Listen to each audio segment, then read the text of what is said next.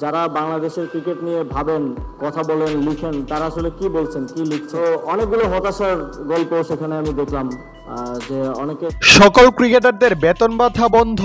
Wow, শ্রীলঙ্কার বিপক্ষে series হারাই রেগে গিয়ে ক্রিকেটারদের বেতন বন্ধ করে দিল ক্রীড়া উপদেষ্টা আসিফ মাহমুদ। দর্শক, বিস্তারিত জানতে পুরো প্রতিবেদনের সঙ্গেই থাকুন। হার দিয়ে শ্রীলঙ্কার বিপক্ষে ওয়ানডে সিরিজ শুরু করেছিল বাংলাদেশ দল, তবে দ্বিতীয় ওয়ানডে জিতে সিরিজের সমতা ফেরায় টাইগাররা। ফলে তৃতীয় শেষ ওয়ানডে ম্যাচটি ছিল সিরিজ নির্ধারণী। গুরুত্বপূর্ণ এই ম্যাচে ৯৯ রানের বড় ব্যবধানে হেরেছে বাংলাদেশ দল। পাল্লে গেলেতে সিরিজের তৃতীয় শেষ ওয়ানডেতে টস জিতে আগে ব্যাট করতে নেমে নির্ধারিত ৫০ ওভারে ৭ উইকেট হারিয়ে ২৮৫ রান সংগ্রহ করে শ্রীলঙ্কা। দলের হয়ে সর্বোচ্চ ১২৪ রান করেছেন কুশল মেন্ডেজ।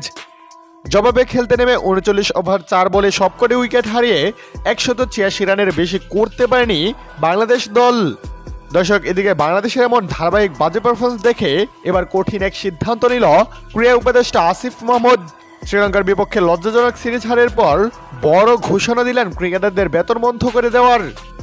ক্রিকেটে এক সূত্রে জানা যায়, আসিফ মাহমুদ বলেন, ক্রিকেটাররা দায়িত্ব জ্ঞানহীন, তাদের মধ্যে জয়ের কোনো মন মানসিকতাই দেখা যায় না।